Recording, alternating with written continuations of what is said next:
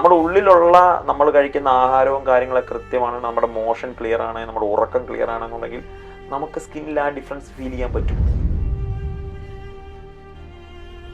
Thyroid issue വളരെ രസകരമായിട്ട് വളരെ കൃത്യമായിട്ട് നമുക്ക് ടാക്കിൾ ചെയ്യാൻ പറ്റുന്ന ഒരു കാര്യമാണ്.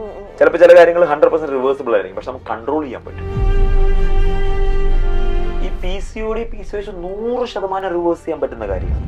100% റിവേഴ്സ് ചെയ്യാൻ പറ്റുന്ന കാര്യമാണ്. അതൊരു ലൈഫ് സ്റ്റൈൽ ഇഷ്യൂ ആണ്. 1, 2, 3, 4, 5, 6, 7, 8 ഈ 8 സെക്കൻഡിൽ ഒരാൾ ഡയബറ്റിക് വന്ന് ലോകത്ത് മരിക്കുന്നുണ്ട്. ഇന്ത്യയിൽ 5 പേരുള്ള ഒരാൾക്ക് ഡയബറ്റിക് ഉണ്ട്, കേരളത്തിൽ 3 പേരുള്ള ഒരാൾക്ക് ഡയബറ്റിക് ഉണ്ട്. ഇനി അത് കൂടിക്കാണും, കാരണം കഴിഞ്ഞ ഒരു 8 വർഷം മുമ്പത്തെ കണക്കാണത്. 8 സെക്കൻഡിൽ ഒരാൾ മരിക്കുന്ന ഡയബറ്റിക് 100% നിങ്ങളുടെ കയ്യിലാണ് കൺട്രോൾ. ഞാൻ പലപ്പോഴും ഞാൻ വിശ്വസിക്കുന്നത് നമ്മളുടെ പുറത്ത് എന്ത് കാണുന്നു അത് ഉള്ളിലുള്ളതിന്റെ റിഫ്ലക്ഷൻ ആണ് എന്നുള്ളതാണ്.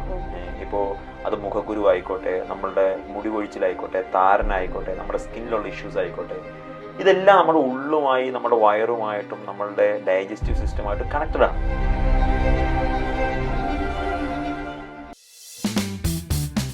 ഹലോ എവ്രിവൺ, എല്ലാവർക്കും നമസ്കാരം and welcome to behind the scenes. ഇന്ന് ബിഹൈൻഡ് ദ സീൻസിൽ എൻ്റെ കൂടെ ഉള്ളത് വെൽനെസ്സിനെ കുറിച്ച് അരച്ച് കലക്കി പഠിച്ച ഒരു ഒരു ഡോക്ടറാണ് എൻ്റെ മുന്നിലുള്ളത്. ഡോക്ടർ അഭിജിത്ത് കർമ്മ. നമസ്കാരം, വെൽക്കം ടു ദ ഷോ. അപ്പൊ ഒരു ജെൻസിയായി ഞാൻ എന്നെ കണ്ടിട്ട് എന്ത് തോന്നിയ വെൽനെസ് ഒക്കെ ശ്രദ്ധിക്കുന്ന ഒരാളായിട്ട് തോന്നുന്നുണ്ടോ ഡോക്ടറിന്? അതെ, ചെറുതായിട്ടൊക്കെ ശ്രദ്ധിക്കുന്നുണ്ട്. അപ്പൊ കുഴപ്പങ്ങളുണ്ടെങ്കിലും ക്യാമറയുടെ മുമ്പിൽ നമ്മൾ പറയില്ല. ഓക്കെ, അതെന്താ ക്യാമറ? അങ്ങനെയല്ല, സി ഓരോരുത്തരുടെ ഹെൽത്ത് പേഴ്സണൽ ആണല്ലോ. നമ്മള് ഇപ്പോ മുഖം നോക്കി അല്ലെങ്കിൽ ചിലപ്പോ ചില കാര്യങ്ങളൊക്കെ നമുക്ക് ഐഡന്റിഫൈ ചെയ്യാൻ പറ്റും, എങ്കിലും അത് അവരുടെ പേഴ്സണൽ സ്പേസ് ആണ്. നമ്മൾ ഒരാളുടെ ഹെൽത്തിനെ പറ്റി സംസാരിക്കുമ്പോൾ അത് തീർച്ചയായിട്ടും പേഴ്സണൽ ആണ്. അതൊരു പുതിയ ടിപ്പ് എനിക്ക് കിട്ടി. അപ്പൊ നമ്മൾ എന്ത് പറഞ്ഞാലും അതൊരു പേഴ്സണൽ ആയിട്ട് ആവണം. കാരണം നമ്മളുടെ ഹെൽത്ത് നമുക്ക് പലപ്പോഴും നമ്മളുടെ കണ്ടീഷൻസും നമ്മളുടെ പ്രശ്നങ്ങളും ഒന്നും നമുക്ക് പബ്ലിക് ആക്കാൻ ആൾക്കാർക്ക് താല്പര്യമില്ല, അല്ലേ? അപ്പോ അത് നമ്മൾ പറയേണ്ടതും അങ്ങനെയാണ്. നമ്മൾ പേഴ്സണൽ ആയിട്ടാണ് ഇത് പലപ്പോഴും പറയേണ്ടത് എന്നാണ് ഞാൻ വിശ്വസിക്കുന്നത്. ഓക്കെ, ഇപ്പൊ ഈ വെൽനെസ് സ്പെഷ്യലിസ്റ്റ് എന്ന് പറയുമ്പോ തന്നെ എനിക്ക് കോസ്റ്റ്യൂമിൽ രൂപത്തിലൊക്കെ എനിക്ക് അങ്ങനെ തോന്നുന്നു. ഭയങ്കര എന്താ വെൽ ഫിറ്റ് ആൻഡ് കെയർ ആയിട്ട് കൊടുത്തിരിക്കില്ല. കോസ്റ്റ്യൂം കൂടുതലും ഞാൻ ഇങ്ങനത്തെ ഡ്രസ്സാണ് യൂസ് ചെയ്യുന്നത്. ഇപ്പൊ എന്നെ പറഞ്ഞ ജെൻസി, ഞാനും ജെൻസിയാണ്. ഞാൻ 97 ബോൺ ആണ്. ടെക്നിക്കലി ഞാനും ജെൻസിയാണ്. പക്ഷെ അത്രേ ഉള്ളൂ. കണ്ട മെച്ചൂരിറ്റി ഒക്കെ തോന്നുന്നു. ഞാൻ ഓർത്തു അല്ല, അങ്ങനെയല്ല. പക്ഷെ നമുക്ക് എല്ലാം മാറ്റർ ആണ്. നമ്മൾ ആളുകളോട് സംസാരിക്കുമ്പോൾ നമ്മൾ എങ്ങനെയാണ് പോകുന്നത്, നമ്മുടെ അപ്പിയറൻസ് എന്താണ് എന്നുള്ളതൊക്കെ മാറ്റർ ആണ്. നമ്മൾ അത് ആൾക്കാർ അതിനെയൊക്കെ വാല്യൂ ചെയ്യും. നമ്മൾ പരമാവധി അങ്ങനെയാണ്. പിന്നെ ഞാനും ഒരു ജേർണിയിലൂടെ കടന്നു പോയതാണ്. ഞാനൊരു 102 കിലോ ഒക്കെ ഉണ്ടായിരുന്നു.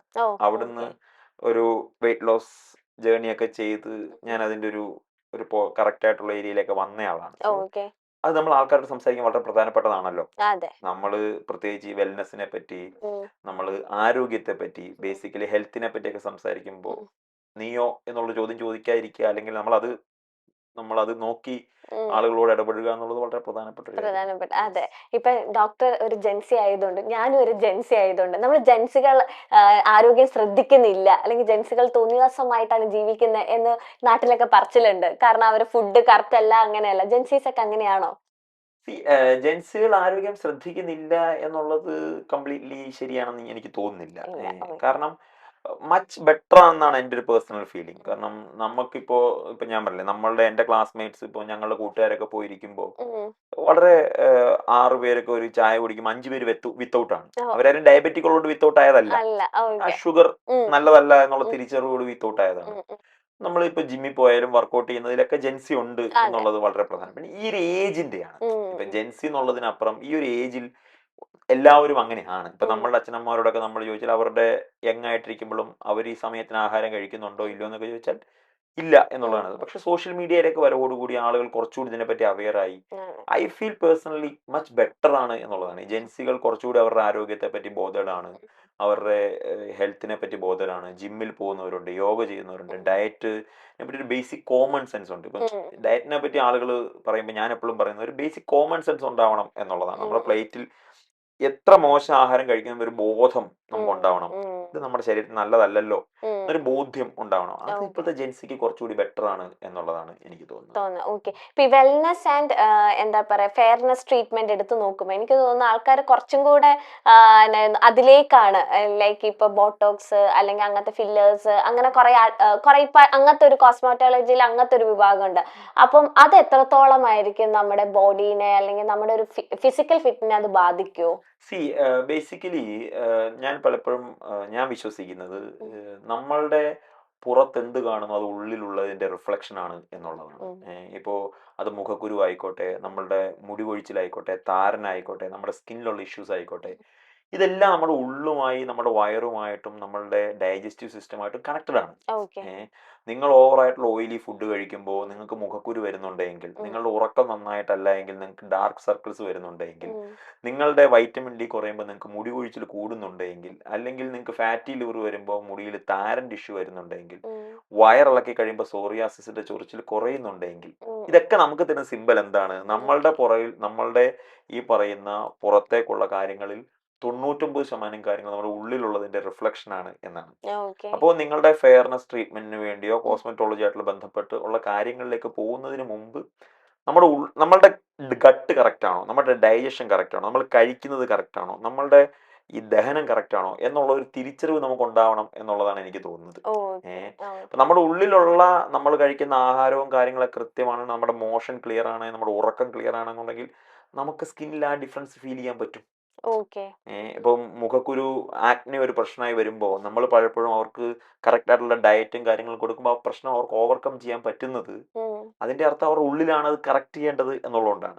നമ്മൾ കണ്ടില്ല, വൈറ്റ് ഷുഗർ കട്ട് ചെയ്യുമ്പോൾ സ്കിന്നിൽ ഗ്ലോ കൂടുന്നു, വളരെ കോമൺ ആയിട്ട് കാണുന്ന ഒരു കാര്യമാണ്. ഓക്കെ. അത് എന്തുകൊണ്ടാണെന്ന് വെച്ചാൽ വൈറ്റ് ഷുഗർ കട്ട് ചെയ്യുമ്പോൾ ഉള്ളിലുള്ള ഡൈജഷൻ കുറച്ചുകൂടി പ്രോപ്പർ ആവുന്നു എന്നുള്ളത് കൊണ്ടാണ്, ടോക്സിൻസിന്റെ ഇൻടേക്ക് കുറയുന്നു എന്നുള്ളത് കൊണ്ടാണ്. ഓക്കെ. സോ തീർച്ചയായിട്ടും ഈ പറയുന്ന കോസ്മെറ്റിക് ട്രീറ്റ്മെന്റിന് മുമ്പ് നമ്മൾ നമ്മളുടെ ഗട്ട് ക്ലിയർ ആക്കുക, നമ്മളുടെ ഡൈജഷൻ ക്ലിയർ ആക്കുക എന്നുള്ളതാണ് ഏറ്റവും പ്രധാനപ്പെട്ടത്. എന്നിട്ട് വേണം ബാക്കി ട്രീറ്റ്മെന്റ്സ്. എന്നിട്ട് പോകുന്നതായിരിക്കും കുറച്ചുകൂടി നല്ലത്. കാരണം ഈ റിസൾട്ട് കുറച്ചുകൂടി പെർമനന്റ് ആയിരിക്കും അല്ലെ. താൽക്കാലികമായിട്ട് നമ്മൾ എപ്പോഴും പറയില്ലേ, മുടി കൊഴിച്ചിൽ കുറയാൻ ഷാമ്പു ഉപയോഗിക്കാം നിങ്ങൾക്ക്, എനിക്ക് വിരോധമൊന്നുമില്ല. പക്ഷെ കാരണം കണ്ടുപിടിക്കുക എന്നുള്ളതാണല്ലോ ഏറ്റവും പ്രധാനപ്പെട്ടത്. ഇപ്പൊ നമ്മളുടെ കണ്ണിൽ ഒരു കരട് പോയിട്ട് കണ്ണീര് വന്നുകൊണ്ടിരിക്കുമ്പോൾ നമുക്ക് കണ്ണീര് തുടച്ചു കളയാൻ പറ്റും. അത് നിങ്ങൾ ചെയ്തോളൂ, എനിക്ക് ചെയ്യുന്നതിന് വിരോധമില്ല. പക്ഷെ കരടെടുത്ത് കളയുക എന്നുള്ളതാണ് അതിന്റെ സൊല്യൂഷൻ അല്ലേ.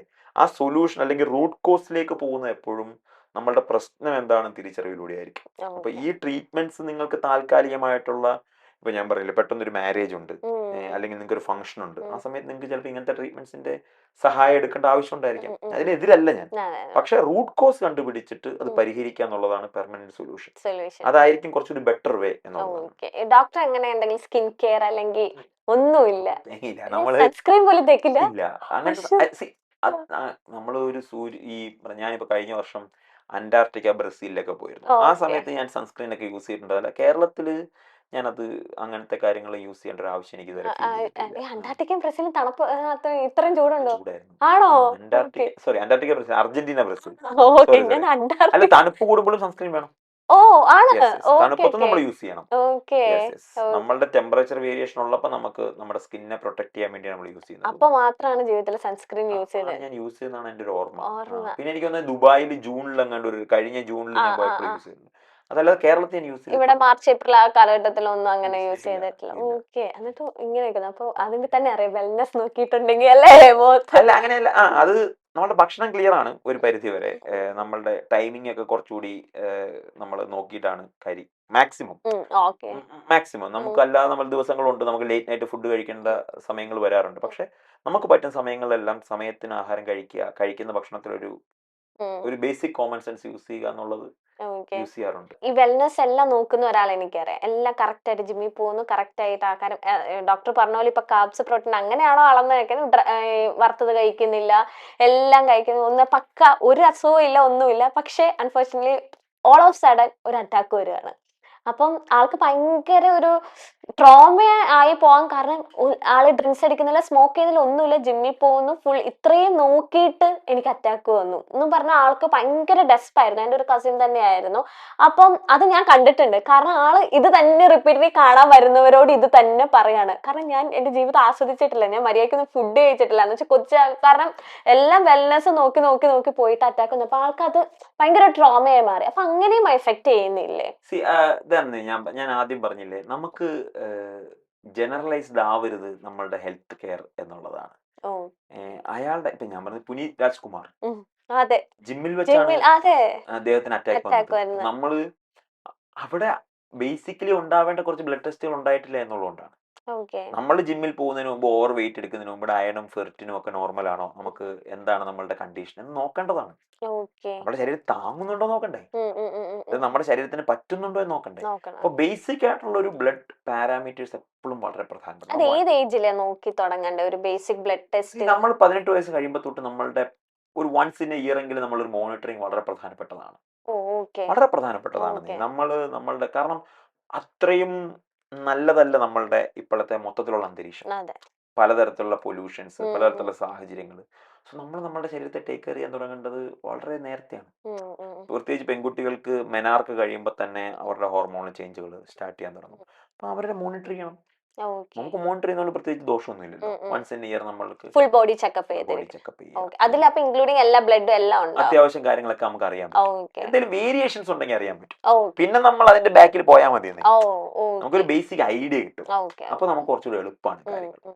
പിന്നെ വേറൊരു കാര്യമുണ്ട്, ക്വാളിറ്റി ഓഫ് ലൈഫ് ഉണ്ടല്ലോ. നമ്മളുടെ ശരീരത്തിൽ നമ്മൾ ക്വാളിറ്റി ഓഫ് ലൈഫ് മെയിൻറ്റെയിൻ ചെയ്യുമ്പോൾ അതിന് വേറെയും കുറെ വലിയ ഗുണങ്ങളുണ്ട്. ഇപ്പം ഞാൻ എപ്പോഴും പറയുന്നൊരു ഉദാഹരണമാണ് മമ്മൂക്ക. നമ്മൾ മമ്മൂക്ക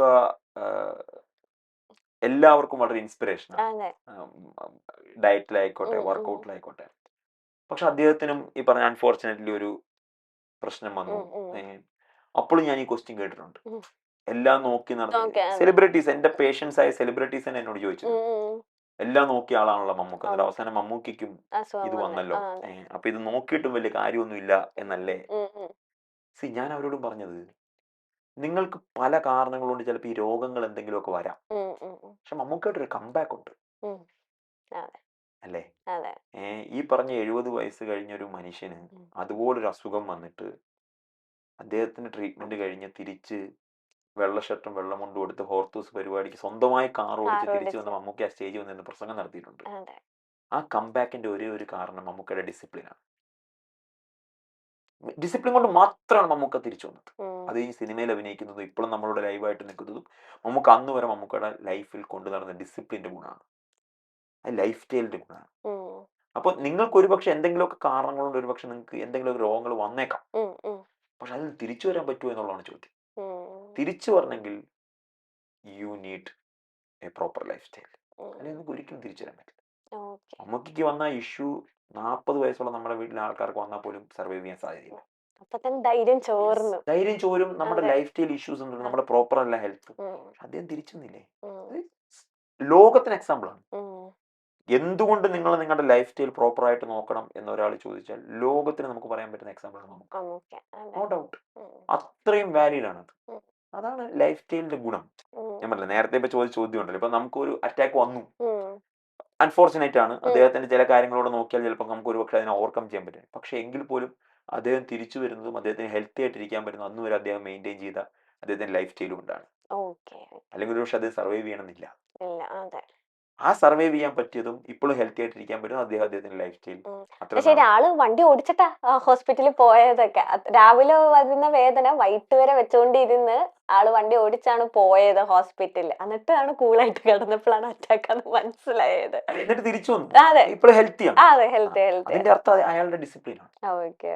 പക്ഷെ സാധാരണ ഒരാളാണെങ്കിൽ ചിലപ്പോൾ സർവൈവ് ചെയ്യാൻ പറ്റണമെന്നില്ല. ആ അറ്റാക്കിന്റെ തോതും എല്ലാം നോക്കുമ്പോൾ സർവൈവ് ചെയ്യുന്നത് ക്വാളിറ്റി ഓഫ് ലൈഫിൽ വളരെ പ്രധാനമാണ്. ഈ വർക്ക്സ് ഔട്ടിന് എത്ര പ്രാധാന്യം? ഇപ്പൊ നമ്മൾ വർക്ക് ചെയ്യാണ്, ഇപ്പം ഈ ഡയറ്റ് നോക്കുന്നുണ്ട്, പക്ഷെ വർക്ക്ഔട്ട് ചെയ്യാൻ ടൈം ഇല്ല, അല്ലെങ്കിൽ വർക്ക്ഔട്ട് ചെയ്യുന്നില്ല, അതും ദോഷകരമാണോ ബോഡിക്ക്? തീർച്ചയായിട്ടും വർക്കൗട്ടിന് വലിയ പങ്കുണ്ട്. ഒരു മിനിമം 30 മിനിറ്റ്സ് എങ്കിലും എന്തെങ്കിലുമൊക്കെ ഒരു ഫിസിക്കൽ ആക്ടിവിറ്റി ചെയ്യുക എന്നുള്ളത് ഏറ്റവും പ്രധാനപ്പെട്ട ഒരു കാര്യമാണ്.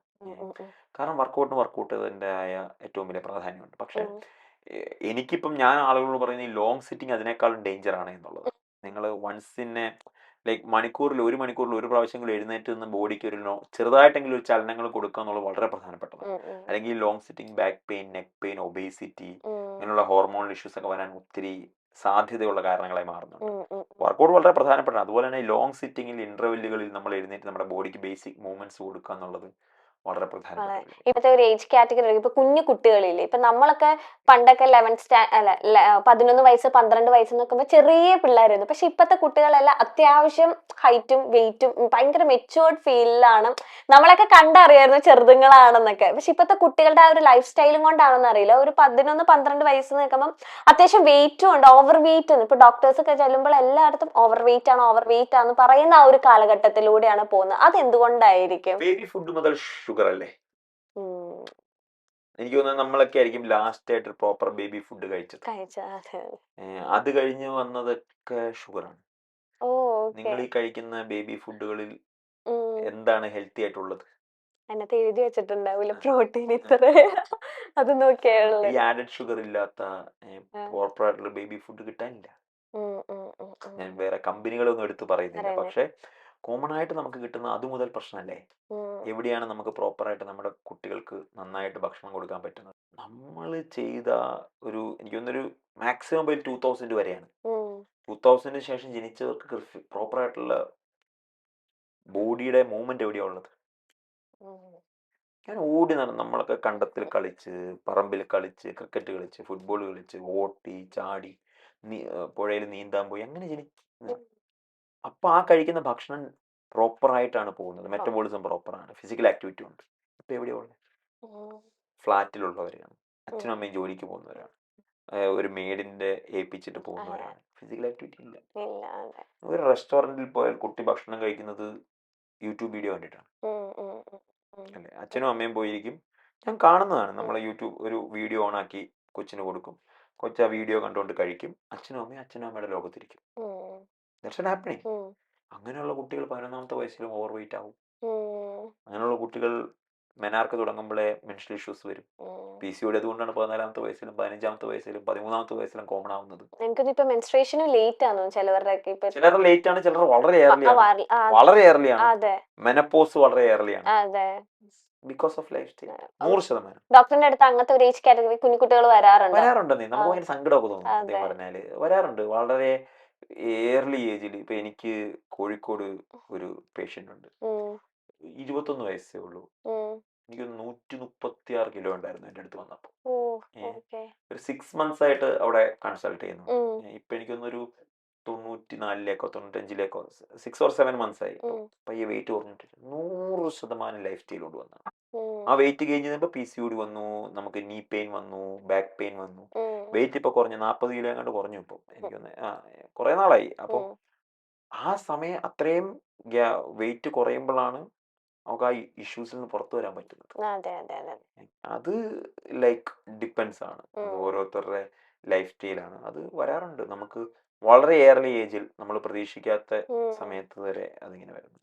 ആത്മയിലെ ആരായിരിക്കും ഏറ്റവും കൂടുതൽ കമ്പാരിസൺ വരുമ്പോഴത്തേനും ലൈക്ക് മെയിൽസ് ആണോ ഫീമെയിൽസ് ആണോ കൂടുതൽ വരുന്നത് ഈ വെൽനെസ് കാര്യത്തിൽ? ഫീമെയിൽസ് ആണെന്ന് തോന്നുന്നു കമ്പാരിസൺ ചെയ്യുമ്പോൾ. ഞങ്ങള് ആക്ച്വലി അതിന്റെ ഒരു കറക്റ്റ് നടത്തിയിരുന്നു. 38% ആണ് മെയിൽ വരുന്നത്, 62% ഫീമെയിൽസ് ആണ്. അതിന്റെ അർത്ഥം മെയിൽസ് എല്ലാരും 32 കഴിഞ്ഞിട്ടുള്ള പെർസെന്റേജ് ഹെൽത്ത് ആണെന്നാണോ, അതോ ഫീമെയിൽസ് ശ്രദ്ധിക്കുന്നുള്ളതുകൊണ്ടാണോ? എനിക്ക് തോന്നുന്നു ഈ അമ്മമാരാണ് ഇപ്പൊ കൂടുതൽ യൂട്യൂബും സോഷ്യൽ മീഡിയ ഒക്കെ നോക്കി ഇതിനെപ്പറ്റി കുറച്ചുകൂടി അവെയർ ആയിക്കൊണ്ടിരിക്കുന്നത്. പിന്നെ പുരുഷന്മാർ കുറച്ചുകൂടി അവര് മറ്റു മരുന്നുകളൊക്കെ കഴിച്ച് അഡ്ജസ്റ്റ് ചെയ്ത് പോവാമെന്ന് ചിന്തിക്കുന്നവരാണെന്ന് എനിക്ക് പലപ്പോഴും ഫീൽ ചെയ്തിട്ടുണ്ട്. സ്ത്രീകൾ കുറച്ചുകൂടി അവരിൽ ഹെൽത്തിനെ ഇപ്പം നന്നായിട്ട് ടേക്ക് കെയർ ചെയ്യുന്നതാണെന്നാണ് തോന്നുന്നത്. അല്ലാതെ പുരുഷന്മാർ ബാക്കിയുള്ളവരെല്ലാം ആരോഗ്യവാന്മാരാണെന്നുള്ള അഭിപ്രായം എനിക്കില്ല. അഭിപ്രായമില്ല. ഇപ്പൊ ഈ സോഷ്യൽ മീഡിയയിൽ നമുക്ക് ഒരുപാട് ഫാക്ട്സ് മിത്സ് ഉള്ള റീൽസ് ഒക്കെ നമുക്ക് കാണാം. ഇപ്പൊ വണ്ണം കുറയ്ക്കാൻ ഇത് 3 രാവിലെ ചെയ്താച്ച മതി, അല്ലെങ്കിൽ വണ്ണം കൂട്ടാൻ വെയിറ്റ് ഗെയിനിങ്ങിന് ഇത്, അല്ലെങ്കിൽ കളർ വെക്കാൻ ഇത്, അല്ലെങ്കിൽ ടാൻ മാറാൻ ഇത്, അങ്ങനെ ഒരുപാട് റീൽസ് ഇപ്പൊ ഞാൻ ഉൾപ്പെടെയുള്ള ആൾക്കാർ സേവ് ചെയ്ത് വെക്കും ഫ്യൂച്ചറിൽ എന്തെങ്കിലും യൂസ് ആക്കാൻ. അത് എത്രത്തോളം അതിൽ സത്യം ഉണ്ടാവോ? വളരെ ഡേഞ്ചർ ആണ് ആ സൈഡ് എന്നുള്ളതാണ്. ബിക്കോസ് ഈ സോഷ്യൽ മീഡിയയുടെ ഗുണവും ദോഷവും അതാണല്ലോ. ഇപ്പോ ഞാൻ സാധാരണ തമാശക്ക് പറയും, ഈ പലതരത്തിലുള്ള ഡോക്ടേഴ്സ് ഉണ്ട്. അലോപ്പതി ഡോക്ടേഴ്സ് ഉണ്ട്, ഹോമിയോപ്പതി ഡോക്ടേഴ്സ് ഉണ്ട്, ആയുർവേദ ഡോക്ടേഴ്സ് ഉണ്ട്, നാച്ചുറോപ്പതി ഡോക്ടേഴ്സ് ഉണ്ട്. അതുപോലെയാണ് ഗൂഗിളോപ്പതി ഡോക്ടേഴ്സ് എന്ന് പറയും. പലരും ഗൂഗിളോപ്പതി ഡോക്ടേഴ്സ് ആയിട്ടാണ് നമ്മുടെ മുമ്പിൽ വരുന്നത്. അതിനകത്തൊരു പ്രശ്നം ഗൂഗിളിന്റെ ലാസ്റ്റ് എപ്പോഴും ക്യാൻസറിൽ വന്ന് നിർത്തുള്ളൂ എന്തെങ്കിലും ചോദിച്ചിട്ടുണ്ടെങ്കിൽ. ഞാനൊക്കെ ക്ലൗഡാ യൂസ് ചെയ്യുന്നത്, ക്ലൗഡ് AI യൂസ് ചെയ്യുന്നത്, പലതാണ്. പക്ഷെ ഞാൻ പറഞ്ഞതല്ല, സോഷ്യൽ മീഡിയയുടെ പ്രശ്നം ആർക്കും ഒരു വീഡിയോ ഇടാം എന്നുള്ളതാണ്. അവരുടെ അക്കാഡമി എന്താണ്, അവർക്ക് അവർ ഡോക്ടറാണോ, അവർ രജിസ്ട്രേഷൻ ഉണ്ടോ, ഇതൊന്നും അവിടെ മാറ്റർ അല്ല അല്ലേ. ഇപ്പം കെന്ന തീരുമാനിക്കാണ്, കെന്നയാണ് നാളെ തൊട്ട് ലൈഫ് സ്റ്റൈൽ കോച്ച് എന്നൊരു പേരിട്ടാൽ രാവിലെ പറയാണ്, നിങ്ങൾ ആർക്ക് റെസ്ട്രിക്ട് ചെയ്യാൻ പറ്റും? ഒരു റീൽ വൈറലായ പിന്നെ ഞാൻ ആയല്ലോ. താഴെ ഒരു കോൺടാക്ട് നമ്പർ കൊടുത്ത് നിങ്ങൾക്ക് കോൾസും വരും. എന്താണ് നിങ്ങളുടെ ക്വാളിഫിക്കേഷൻ, നിങ്ങൾ പഠിച്ചിട്ടുണ്ടോ, നിങ്ങൾ ഡോക്ടറാണോ, അതോ നിങ്ങൾ വേറെന്തെങ്കിലും ഫേക്ക് ആയിട്ടുള്ള ആളാണോ, ഒന്നും അറിയില്ല. അപ്പം എപ്പോഴും അങ്ങനെയുള്ള കണ്ടന്റുകൾ വരുമ്പോൾ പറയുന്ന ആൾ ആരാണ് എന്നുള്ളത് വളരെ പ്രധാനപ്പെട്ടതാണ്. ഈ അതിലാണ് ഏറ്റവും വലിയൊരു ഫാക്ട് ഉള്ളത്. അല്ലാതെ ഈ സത്യം പറഞ്ഞാൽ 3 ടിപ്പുകൾ കൊണ്ട് നിങ്ങൾക്ക് വെയിറ്റ് കുറയ്ക്കാനോ, 3 ടിപ്പുകൾ കൊണ്ട് നിങ്ങളുടെ ഫാറ്റി ലിവർ മാറ്റാനോ, 3 ടിപ്പുകൾ കൊണ്ട് നിങ്ങൾ വെളുക്കാനോ, 3 ടിപ്പുകൾ കൊണ്ട് കറക്കാനോ, ഇതൊന്നും ജനറൽ ആയിട്ട് പറയാൻ പറ്റുന്ന കാര്യമല്ല. ജനറൽ ആയിട്ട് പറയാൻ പറ്റുന്ന കാര്യമല്ല. പക്ഷെ ചില എന്താ പറയാ, ഗൈഡ് ലൈൻ കൊടുക്കാൻ പറ്റും. നിങ്ങൾ ഫാറ്റി ലിവർ ഉള്ളവർ ഇന്ന കാര്യം ബെറ്റർ ആയിരിക്കും എന്നുള്ളത്. ഇത് കഴിച്ചാൽ നിങ്ങൾക്ക് മാറും എങ്ങനെ എനിക്കറിയില്ല, എനിക്ക് അങ്ങനെ പറയാൻ പറ്റും തോന്നുന്നില്ല. എന്റെ അറിവിൽ അങ്ങനെ പറയാൻ ബുദ്ധിമുട്ടാണ്. ഓക്കെ, അപ്പൊ കുറച്ചൊക്കെ നമ്മള് നമ്മുടെ ബോധം, കോമൺ സെൻസ് ഉപയോഗിക്കണം. കോമൺ സെൻസ് വളരെ പ്രധാനപ്പെട്ടതാണ്. കോമൺ സെൻസ് ഉപയോഗിക്കണം. ഓക്കെ, ഇപ്പം ഡോക്ടർ ഇപ്പൊ ആത്മയില് ഡോക്ടർ പറഞ്ഞു ഡോക്ടറിന്റെ ട്രീറ്റ്മെന്റ് മെഡിസിൻ ഇല്ല, ഫുൾ കിടത്തി അല്ലെങ്കിൽ ഫുഡ്. 2 രീതിയിലാണ്. ഇപ്പോ കിടത്തി ചികിത്സ ഉള്ള സെന്റേഴ്സ് ഉണ്ട്, കോട്ടയത്തും ഹരിപ്പാടും വയനാടും ഒക്കെ ഉണ്ട്. അവിടെ കിച്ചൺ എന്നുള്ളതാണ് ഫാർമസി. കിച്ചന്റെ ഫ്രണ്ടിലാണ് ഫാർമസി എന്നുള്ള ബോർഡ് ഉള്ളത്. ഒരു തരത്തിലുള്ള മെഡിസിൻസും നമ്മളവിടെ പ്രൊവൈഡ് ചെയ്യുന്നത്. പക്ഷെ OP ക്ലിനിക്കുകളുണ്ട്. കേരളത്തിൽ 5ഓളം OP ക്ലിനിക്കുകൾ. അവിടെ സപ്ലിമെന്റ്സ് കൊടുക്കുന്നുണ്ട്, ഫുഡ് സപ്ലിമെന്റ്സ് കൊടുക്കുന്നുണ്ട്. അതല്ലാതെ വേറൊരു മെഡിസിൻ നമ്മൾ പ്രൊവൈഡ് ചെയ്യുന്നില്ല. ഫുഡ് സപ്ലിമെന്റ്സ് OP ക്ലിനിക്കുകൾ. പക്ഷെ IPL ഒന്നുമില്ല. IPL വരിക, നിങ്ങൾ നിങ്ങളുടെ ശരീരത്തെ സ്നേഹിക്കുക, രാവിലെ മുതൽ വൈകുന്നേരം വരെ യോഗയും മസാജും മഡ് ബാത്തും വാഴയിലേക്ക് അത് ആദപസ്നാനിയും നല്ല ഹെൽത്തി ആയിട്ടുള്ള ഭക്ഷണവും കഴിക്കുക. നിങ്ങൾക്ക് എന്താണ് പ്രശ്നം അത് റിവേഴ്സ് ചെയ്യാൻ തിരിച്ചു പോകാം. ഞാനിപ്പോ ഹെൽത്തി ഫുഡ് എന്ന് കേട്ടപ്പോ ഞാൻ പണ്ട് ഇങ്ങനെ ഒരു ദിവസം ഒരു ആയുർവേദിക് ഞാൻ ആയുർവേദിക്കിന്റെ പേര് പറയുന്നത് വലിയൊരു സംഭവം കേട്ടോ. അപ്പൊ എനിക്ക് അവിടെ ഇന്റർവ്യൂ ഉണ്ടായിരുന്നു. അപ്പൊ ആ സമയത്ത് അവരുടെ കിച്ചണിൽ പോയാണ് എനിക്ക് ഫുഡ്, അവിടെ മൊത്തം ഇതുപോലെ ഹെൽത്തി അല്ലേ ഉള്ളൂ. അപ്പൊ ഞാൻ എന്തൊക്കെയോ പേര് കേൾക്കാത്ത എന്തൊക്കെയോ ഓർഡർ ചെയ്തിട്ട് എനിക്കാണെങ്കിൽ ഇറക്കാൻ പറ്റുന്നില്ല, കാരണം ഉപ്പില്ല. നിങ്ങളുടെ ഒരു ഹെൽത്തി ഫുഡ് എന്ന് പറയുമ്പോ ഇലകളിലും ഞാൻ അങ്ങനെ ഭയങ്കര തെറ്റിദ്ധാരണയാണ്. എനിക്കൊന്ന് ഞാൻ ഒരു ദിവസം കെന്നെ വന്ന് ആഹാരം കഴിച്ചിട്ട് സിൻസിയറായിട്ട് എന്നോട് ഒരു ഒപ്പീനിയൻ പറയണം. നമ്മള് ഞാൻ കഴിച്ചത് എനിക്ക് അപ്പൊ ഹെൽത്തി ഫുഡ് ഫാർമസിന്ന് എനിക്ക് ഇറക്കാൻ പറ്റുന്നില്ല. ഞാൻ ഈ നമ്മളുടെ സോഷ്യൽ മീഡിയയില് നമ്മളുടെ പേജിൽ ഇപ്പം RJ മിഥുൻ ചേട്ടൻ, GP, കഴിഞ്ഞ കുറെ നാളായിട്ട് ഇപ്പൊ നന്ദഗോവിന്ദൽ നവീൻ ചേട്ടൻ, ഇവരെല്ലാവരും വന്നിട്ട് അവരേറ്റവും കൂടുതൽ പറയുന്നത് ഫുഡിനെ പറ്റിയാണ്. കാരണം ഇത് ഹെൽത്തി ആയിട്ട് ഇത് ഞാൻ ഉൾപ്പെടെയുള്ള എന്റെ ഇൻഡസ്ട്രീനെ തകർത്തത് ഇതുപോലുള്ള ഫുഡാണ് എന്നാണ് ഞാൻ വിശ്വസിക്കുന്നത്. കാരണം ഹെൽത്തി ആയിട്ട് കഴിക്കുക എന്ന് പറയുമ്പോൾ ആളുകളുടെ മനസ്സിലേക്ക് രുചിയില്ലാത്ത എന്തോ വൃത്തികെട്ട സാധനം കഴിക്കാൻ പോകുന്നു എന്നുള്ളതാണ്. ഇലയും പച്ചക്കറിയും ഉപ്പും പുളിയും ഒന്നുമില്ലാത്ത ഇതൊന്നും അല്ല കേട്ടോ. ഇതൊക്കെ വളരെ തെറ്റിദ്ധാരണയുള്ള കാര്യമാണ്. 100% അല്ല ഞാൻ പറഞ്ഞത് 100% രുചിയോടുകൂടി നമ്മളുടെ വായിക്ക് നല്ല രസകരമായിട്ട് കഴിക്കാൻ പറ്റുന്ന ഫുഡ് ഹെൽത്തി ആയിട്ട് ഉണ്ടാക്കാൻ പറ്റും. എനിക്കിപ്പോ ഡോക്ടർ പറയുമ്പോഴൊക്കെ എനിക്ക് ലിറ്ററലി എനിക്കറിയാം, ഞാൻ അനുഭവിച്ചിട്ടുണ്ട്. പലയിടത്തും ഞാൻ ഈ എന്റെ ഹോസ്പിറ്റൽ തുടങ്ങുന്നതിന് മുമ്പ് ഞാൻ ചില സെന്ററുകളിലൊക്കെ പോയി ഇതെന്താണ് അവർ കൊടുക്കുന്നത് അറിയാൻ വേണ്ടി അതിൽ നിന്നാണ് നമ്മൾ പാഠം പഠിക്കുന്നത്. അതിൽ നിന്നാണ് പഠിക്കുന്നത് നമ്മൾ അത് ചെയ്യാൻ പാടില്ല എന്ന് നമ്മൾ ചില സെന്ററിൽ നിന്ന് പഠിക്കും. രുചികരമായിട്ട് ആഹാരം, കാരണം എന്താണെന്നറിയോ, ഇല്ലെങ്കിൽ നിങ്ങൾക്ക് 14 ദിവസം അവിടെയുള്ള എക്സ്പീരിയൻസ് ഒരു പേടിപ്പിക്കുന്ന എക്സ്പീരിയൻസ് ആണ്. ഇപ്പൊ കെന്ന വന്ന് 14 ദിവസം താമസിക്കുന്നു, കെന്നയുടെ ഒരു 7-8 കിലോ കുറയുന്നു, അതാണ് നിങ്ങളുടെ പർപ്പസ് എങ്കിൽ കുറയുന്നു. പക്ഷെ നിങ്ങൾ ഈ പറഞ്ഞാൽ പേടിപ്പിക്കുന്ന ആഹാരം ആണെങ്കിൽ അത് ഒരിക്കലും ഒരു സ്വീറ്റ് മെമ്മറി അല്ല നിങ്ങൾക്ക്, സോ ഹൊറിബിൾ മെമ്മറി, അല്ലെങ്കിൽ ഒരു ഫിയർഫുൾ ആണ് ആ ദിവസം എന്നുള്ളത്. രുചികരമായിട്ട് 100% രുചികരമായിട്ട് ചലഞ്ച് ചെയ്യാൻ ഞാൻ പറയുന്നത്, രുചികരമായിട്ട് നിങ്ങൾക്ക് നിങ്ങളുടെ ഭക്ഷണം കഴിക്കാൻ പറ്റും, 100% ഹെൽത്തി ആയിട്ട് കഴിക്കും. അത് നിങ്ങളുടെ വീട്ടിൽ ഫോളോ ചെയ്യാനും പറ്റും, നിങ്ങളുടെ വീട്ടിൽ ഫോളോ ചെയ്യാനും പറ്റും. അത് നമ്മളുടെ കോമൺ സെൻസ് യൂസ് ചെയ്യാത്തോണ്ടുള്ള കുഴപ്പമാണ്.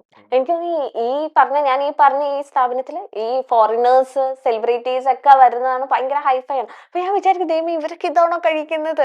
സൂപ്പ് ഞാൻ ഓർഡർ ചെയ്തു, സൂപ്പ് ആയാലും എനിക്ക് ഇറക്കാൻ പറ്റുന്നില്ല, ഇലയിലൊക്കെ എന്തൊക്കെയോ ഇത്. അപ്പൊ ഞാൻ അന്നാണ് എന്റെ ഫുഡിനെ ഒന്ന് ഞാൻ നമിച്ച ഒരു ദിവസം എന്ന് പറഞ്ഞാലുണ്ടല്ലോ. അതാണ് പലരും തെറ്റിദ്ധരിച്ചിട്ടുണ്ട്, ഹെൽത്തിയാണ് ഇങ്ങനെ കഴിക്കണം. വളരെ രസ രുചിയായിട്ട് ഇപ്പൊ നമ്മുടെ കൂടെ ഉള്ള ഷെഫ് ഒക്കെ ഉണ്ട്. നിങ്ങള് ഒരു പുള്ളിയോട് നമ്മൾ ഒരു അൺഹെൽത്തി സാധനം പറയാന്ന് വെച്ചു, അതായത് ഇന്ന കറി ഇതൊക്കെയാണ് ഇതിന്റെ റെസിപ്പി, അതിനെ ഹെൽത്തി ആക്കാൻ പറ്റുന്ന ഷെഫ് ഉണ്ട്. അപ്പൊ അതിനെ നമ്മൾ ഡോക്ടേഴ്സ് അതിനെ ബാലൻസ് ചെയ്യും. ഞാൻ നോർമലി ഇപ്പോ എന്റെ വെയിറ്റ് ലോസ് ചാനലിൽ ഞാൻ ചെയ്യുന്നത്, ഇപ്പം എന്നോട് ഡോക്ടർ എനിക്കൂടെ ജോയിൻ ചെയ്യണം, അപ്പം ഞാൻ പറഞ്ഞു ജോയിൻ ചെയ്തോ, അപ്പം ഡയറ്റ് പറഞ്ഞു തരണം. അപ്പൊ നമ്മുടെ ടീമിൽ ഒരു ഡോക്ടർ പൂജ ഉണ്ട്. അപ്പൊ ഞാൻ ഡോക്ടർ പൂജയോട് പറഞ്ഞു ഈ ഡയറ്റ് കൊടുക്കരുത്. അപ്പൊ കെന്ന നമ്മളുടെ കൂടെ വെയിറ്റ് ലോസ് ജേർണിയിൽ വരാൻ താല്പര്യമുണ്ടെങ്കിൽ കെന്നയോട് അങ്ങോട്ട് ചോദിക്കണം, അടുത്തൊരു 7 ദിവസം നിങ്ങളുടെ വീട്ടിൽ ഫോളോ ചെയ്യാൻ പറ്റും, നിങ്ങൾക്ക് വിശ്വാസമുള്ള ഒരു ഹെൽത്തി ആയിട്ടുള്ള ഒരു 7 ദിവസത്തെ മെനു കെന്നോട് റെഡിയാക്കി തരാൻ ഇങ്ങോട്ട് പറയണം. എന്നിട്ട് കെന്ന തരുന്ന ആ ഡയറ്റിനെ ഞാൻ ഹെൽത്തി ആക്കി കറക്റ്റ് ചെയ്താൽ പോരെ. അപ്പൊ കെന്നയ്ക്ക് ഒരിക്കലും പറയാൻ പറ്റില്ല എനിക്കത് ഫോളോ ചെയ്യാൻ പറ്റത്തില്ല, എന്റെ വീട്ടിലില്ല എന്ന് പറയാൻ പറ്റത്തില്ലല്ലോ. നേരെ മറിച്ച് ഞാൻ കൊടുക്കുന്ന ഒരു ഡയറ്റിനെ നിങ്ങൾ ഫോളോ ചെയ്യാൻ പറയാൻ പറയുമ്പോൾ അത് നിങ്ങൾക്ക് എക്സ്ക്യൂസ് ഉണ്ട്, അല്ലെങ്കിൽ ഇറ്റ് ഇസ് നോട്ട് ഈസി. നേരെ മറിച്ച് ഇതാണെങ്കിലോ, നിങ്ങളുടെ വീട്ടിൽ ഉണ്ടാക്കുന്ന നിങ്ങൾക്ക് ഹെൽത്തി ആണെന്ന് ചിന്തിക്കാൻ നിങ്ങൾക്ക് കഴിക്കാൻ പറ്റും തോന്നുന്ന ഒരു സാധനത്തെ എനിക്കിതാ, ഞാനത് ഹെൽത്തി ആക്കി മാനേജ് ചെയ്ത് തിരിച്ചു തരാം. അതാണ് ഫോളോ ചെയ്യാനുള്ളത്. ഇപ്പൊ നോർമൽ പീപ്പിൾ, ഇപ്പൊ നമ്മളിപ്പം കുറച്ച് ഇതിന് ഇൻവെസ്റ്റ് ചെയ്യാതെ ഇപ്പൊ സാധാരണക്കാർക്ക് ആഗ്രഹം ഉണ്ട് ഇതൊക്കെ ചെയ്യണമെന്ന്. പക്ഷെ എല്ലാവരുടെയും ഹെൽത്തി ഫുഡ് ഡയറ്റ് അല്ലെങ്കിൽ ഡയറ്റീഷ്യനെ കാണുക, വെൽനെസ് സെന്ററിൽ പോവുക, അത് കോസ്റ്റ്ലി എന്ന് വിചാരിക്കുന്ന സാധാരണക്കാരുണ്ട്. പിന്നെ ഈ ഹെൽത്തി ഫുഡ് എന്ന് കേൾക്കുമ്പോഴേ ലൈക്ക് ഈ ലുലു ഹൈപ്പർ മാർക്കറ്റ് അല്ലെങ്കിൽ അത്രയും വലിയ എക്സ്ക്ലൂസീവ് ഹൈപ്പർ മാർക്കറ്റിൽ പോയി പർച്ചേസ് ചെയ്യണം. ഇപ്പൊ ചിയാ സീഡ് അങ്ങനെ കുറെ എക്സ്പെൻസീവ് ആയിട്ടുള്ള റൈസ് അതൊക്കെ പർച്ചേസ് ചെയ്യണമെന്ന് തെറ്റിദ്ധരിക്കുന്നവരുണ്ട്. പിന്നെ അതുപോലെ തന്നെ ഹെൽത്തി ഫുഡ് എന്ന് കേൾക്കുമ്പോൾ രുചിയില്ലാത്ത ആഹാരം എന്ന്, ഈ ഒരു 3 കാറ്റഗറിയിലാണ് എനിക്ക് പൊതുവെ ആൾക്കാരെ മനസ്സിലാക്കാൻ പറ്റിയത്. അപ്പൊ അങ്ങനെ അല്ലല്ലോ ഇത് മൊത്തത്തിൽ. അതെ, അതുകൊണ്ട് ഞാനിപ്പോ പറഞ്ഞു, നിങ്ങളുടെ വീട്ടിൽ നിങ്ങളുടെ കൂലിപ്പണിക്ക് പോകുന്ന ചേട്ടനും പെയിന്റ് അടിക്കാൻ പോകുന്ന ചേട്ടനും ഓട്ടോ ഓടിക്കാൻ പോകുന്ന ചേട്ടനും യൂസഫ് അലിക്കും അംബാനിക്കും എല്ലാവർക്കും അവരുടെ പ്ലേറ്റിനെ ബുദ്ധിപരമായിട്ട് ചിന്തിച്ചാൽ ഹെൽത്തി ആക്കാൻ പറ്റും. ഒന്നും പോയി മേടിക്കേണ്ട ആവശ്യമില്ല, ഉള്ളതിനെ ഹെൽത്തി ആക്കുക എന്നുള്ളതാണ്. ചിലപ്പോൾ ആഡ് ചെയ്യാൻ പറ്റുന്നേ. ലോകത്തെ ഏറ്റവും നല്ല ഫ്രൂട്ട്സിലൊന്ന് പേരയ്ക്കാണ്.